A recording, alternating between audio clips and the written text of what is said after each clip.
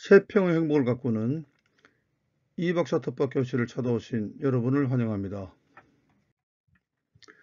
이제 곧 텃밭 농사가 시작될 텐데 오늘은 텃밭 가꾸기에서 기본 중의 기본이 되는 언제 무엇을 심어야 하는지에 대해서 알아보도록 하겠는데, 첫 단추를 잘 끼우는 것이 아주 중요합니다.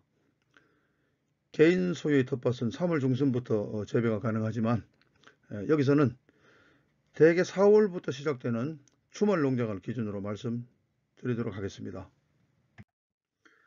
언제 무엇을 심을지에 대한 정확한 판단을 내리기 위해서는 먼저 생육 온도에 따라서 채소가 어떻게 구분되는지에 대해서 알아볼 필요가 있습니다.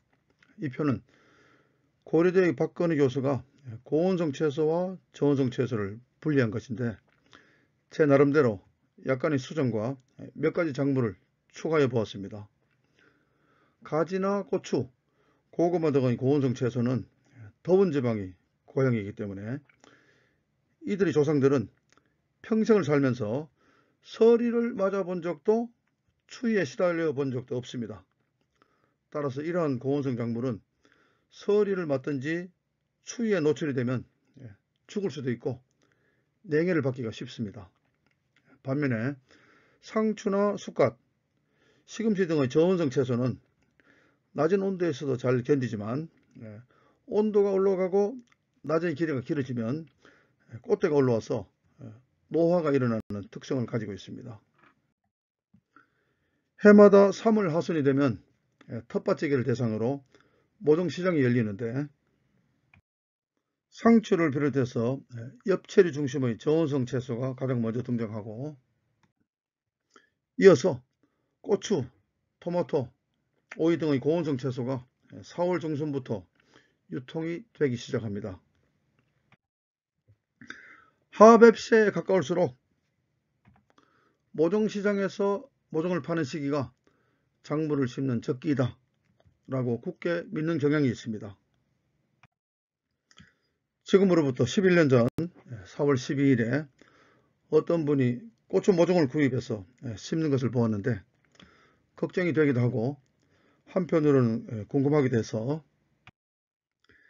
4가지 작물의 모종을 심어 보았습니다. 운이 없게도 다음날 새벽에 서리가 내려서 들깨는 그 자리에서 즉사를 했습니다. 그런데 오이, 고추 가지는 멀쩡하게 살아있죠. 그럼 이때 심어도 괜찮겠죠. 그런데 이들의 꼴을 자세히 살펴보십시오. 꼴이 말이 아니죠. 왜 이렇게 형편없는 모습을 보이겠습니까? 낮에는 그럭저럭 견딜만 하지만 밤새도록 추위에 시달려서 죽지 못해 목숨만 지탱하고 있기 때문입니다. 물론 이들도 온도가 높아지면 꽃도 피고 열매도 달리겠지만, 이렇게 어릴 때 받은 상처는 트라우마가 되어서 평생 동안 간직하지 않을까 하는 걱정을 해보게 됩니다. 이렇게 잘 자라지 못하는 이유를 제가 과학적으로 분석을 해보았습니다. 4월 12일부터 5월 1일까지 단 하루만 빼면 최저기온이 모두 10도 이하로 낮아서 냉해를 입었기 때문이라고 설명을 드릴 수가 있겠습니다. 10년이 지난 요즘에도 여전히 고추 가지를 일찍 심어서 이렇게 피해를 보고 있습니다. 들깨는 절반 이상이 죽어서 말라버렸네요. 호박도 마찬가지입니다. 이것은 4월 중순경에 심은 것으로 추정되는 고구마 모종인데 활착은커녕 형체도 알아볼 수 없을 만큼 말라버렸습니다. 원인을 밝히기 위해서 또 온도를 조사를 해보았습니다. 이 기간 동안에 최고 기온은 높지만 야간에 5도 안팎의 낮은 온도가 지속이 되었고, 서리로 인해서 냉해를 받은 것으로 보이는데 4월 14일 아침에 실제로 서리가 내린 모습을 제가 직접 목격을 하기도 했습니다. 기상대의 관측 온도는 3도이지만 실제로 작물이 자라는 포장 바닥의 온도는 이보다 훨씬 낮습니다. 그래서 이렇게 영하로 떨어지면 서리가 내릴 수도 있습니다. 이분이 제가 추천하는 시기에 고구마 줄기를 다시 심었는데 과연 어떻게 되었을까요? 모종을 심은 지 8일밖에 지나지 않았는데 완전히 활착된 모습을 볼 수 있습니다. 다시 심은 고구마가 잘 자라는 원인은 이 시기에는 고구마의 뿌리가 내리는 데 필요한 지온과 기온이 충분히 확보되었기 때문입니다. 비록 처음에는 실패했지만 다시 심은 고구마가 이렇게 무럭무럭 자라고 있습니다. 6월 중순에 우연히 이런 들깨를 발견했습니다.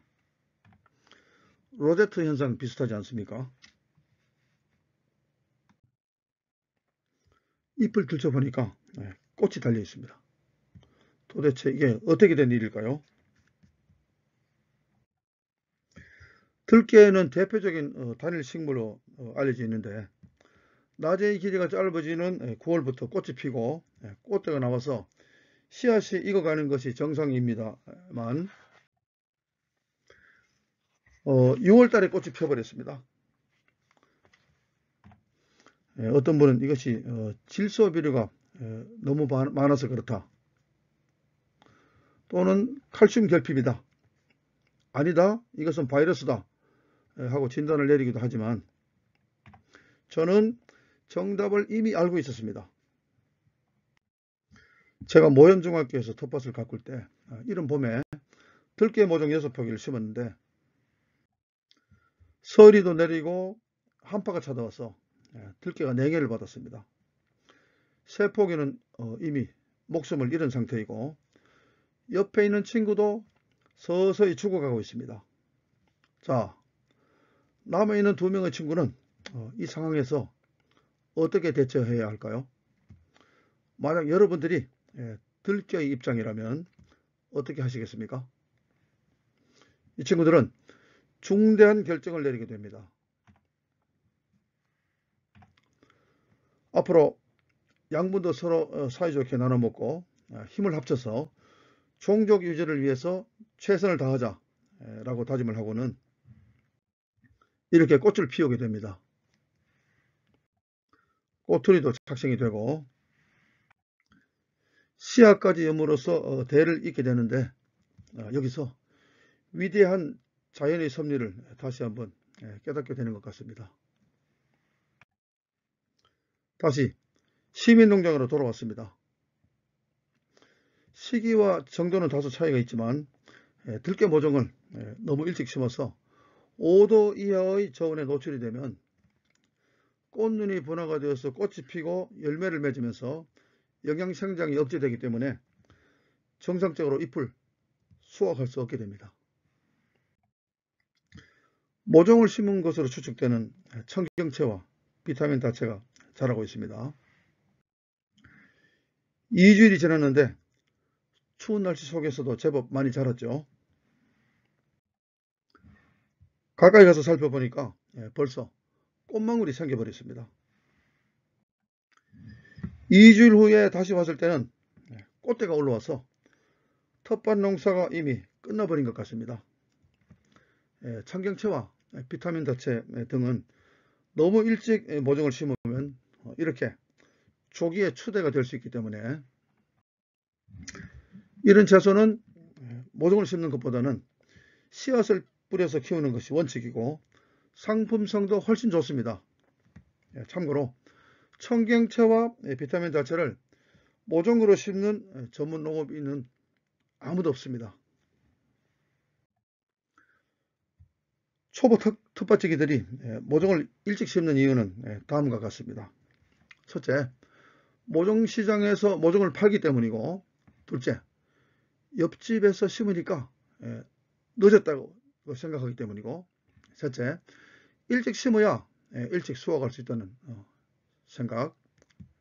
네 번째로 SNS를 통해서 제공되는 다소 부풀린 정보를 따라 하다 보니까 이렇게 되는 겁니다. 12년 동안 연구한 결과를 가지고 도시 농부를 위한 텃밭 채소 작향을 이렇게 작성해 보았습니다. 오늘은 4월과 5월에 심을 수 있는 작물에 대해서만 설명을 드리도록 하겠습니다. 대체로 4월과 5월 사이에는 기상적인 측면에서 큰 변화가 있습니다. 늦서리가 내릴 수도 있고 야간에 저온이 지속될 수도 있습니다. 나는 서리를 맞아도 끄떡없고 추위에도 잘 견딜 수 있다 하는 작물은 4월에 심는 것이 좋겠죠. 감자와 완두를 비롯해서 대부분 엽채류는 저온성 작물이기 때문에 온도가 다소 낮아도 4월부터 시작하는 것이 좋습니다. 반면에 나는 서리를 맞으면 죽을 수도 있고 추위가 너무너무 싫다 라고 하는 작물은 5월 이후에 심는 것이 좋겠죠. 대부분 열매 채소와 고구마 등의 고온성 채소가 여기에 해당합니다. 옥수수와 들깨는 4월에 심을 때는 씨앗, 5월에 심을 경우에는 모종을 심을 것을 추천드립니다. 우리나라는 땅덩어리가 그렇게 크지는 않지만 지역에 따라서 기온이 다소 차이가 납니다. 서울, 인천, 수원 지역을 기준으로 할 때 춘천은 4, 5일 늦다고 보시면 되고 대구, 전주, 강릉은 3일에서 6일 정도, 광주와 목포는 일주일 정도, 부산, 여수, 울산은 일주일에서 열흘 정도 빠르고 제주도는 한 달 정도 빠르다고 보시면 됩니다. 예를 들어서 수원 지역에서 고추 모종을 정식하는 시기가 5월 5일이라고 한다면 춘천은 5월 10일, 부산은 4월 25일이 적당하다고 보시면 될 것 같습니다. 지금부터는 봄철에 재배할 수 있는 주요 채소의 적정 파종 시기와 정식 시기에 대해서 좀 더 정밀하게 알아보도록 하겠습니다. 완두와 감자는 주말 농장이 개장하자마자 가장 먼저 심을 수 있는 작물이기 때문에 개인 텃밭을 가진 분들은 할 수만 있다면 3월 하순에 심는 것도 괜찮습니다. 시금치와 당근은 씨앗으로, 대파와 부추는 모종으로 4월 상순에 심을 것을 추천드립니다. 상추는 4월 중순에 모종을 심는 것이 일반적이지만 모종을 구하기 어려운 신품종의 경우에는 4월 상순에 씨앗을 뿌려서 키우는 것도 괜찮은 방법입니다. 엔다이버도 상추와 마찬가지로 4월 중순에 모종을 심으면 되는데 치커리의 경우에는 상추와는 달라서 여름에도 추대가 되지 않기 때문에 늦가을까지 계속 수확할 수가 있습니다만 모종을 조금 늦게 심는 편이 안전한데 왜냐하면 너무 일찍 심으면 저온에 의해서 꽃눈이 분화가 되어서 조기에 꽃대가 나올 수 있기 때문입니다. 열무와 엇가리 배추, 청경채, 다채는 4월 중순에 씨앗을 뿌리는 것이 좋고 비트와 케일은 모종을 심기를 추천드립니다. 채심은 제가 정말로 좋아하고 사랑하는 채소인데 꽃과 꽃대, 잎, 줄기를 모두 먹을 수 있는 채소입니다. 여러분 채심이라는 이름은 처음 들어보시죠? 채심을 키우는 방법은 나중에 별도로 설명을 드리도록 하겠습니다. 채심과 함께 근대와 아욱, 강낭콩은 4월 중순에 씨앗을 직접 뿌리는 것이 좋습니다. 그리고 브로콜리, 양배추, 샐러리는 같은 시기에 모종을 심는 편이 좋습니다. 가지과 열매 채소인 고추와 가지, 토마토는 수온을 기준으로 할 때는 5월 5일이 정식 시기로 알려져 있습니다만 이렇게 해에 따라 상당한 차이가 있습니다. 2020년과 같은 경우에는 5월 1일에 심어도 최저기온이 상당히 높기 때문에 잘 자랄 수가 있지만 2013년과 같은 해에는 야간의 최저기온이 10도 이하가 지속되는 시기를 지나서 심는 편이 좋습니다. 1989년 같으면 5월 5일이 딱 좋겠죠. 불과 10년 전만 하더라도 일기를 예측하기가 상당히 어려웠습니다. 그래서 모종을 심었는데 갑자기 온도가 떨어져서 작물이 냉해를 입는 경우가 가끔 있었습니다만, 요즘에는 농사 짓기가 정말 편해졌습니다.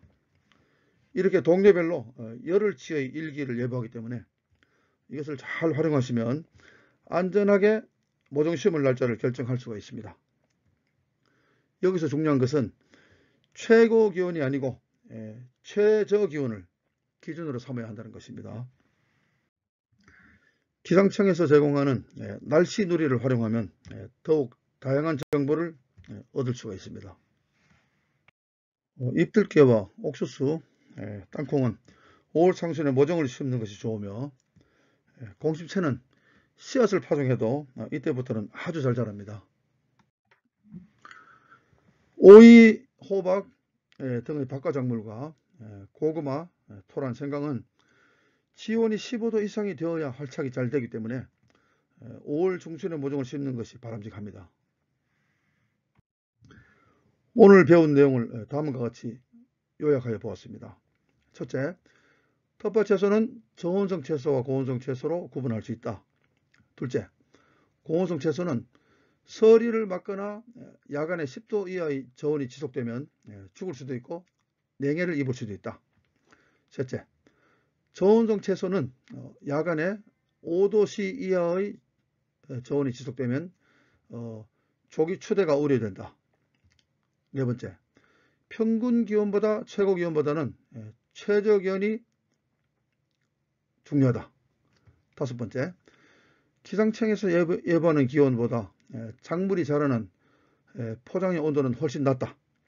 여섯 번째, 저온성 채소라 할지라도 너무 일찍 심게 되면 활착이 지연되고 초기 생육이 둔화된다. 오늘 텃밭 교실은 여기까지입니다. 다음 시간에는 봄에 가장 먼저 심을 수 있는 감자 재배 키포인트에 대해서 말씀드리도록 하겠습니다. 시청자 여러분 모두가 첫 단추를 잘 끼워서 세평의 행복을 만끽하시기를 바라겠습니다. 오늘도 끝까지 시청해 주신 여러분과 함께하는 싱얼롱이 준비되어 있습니다. 감사합니다.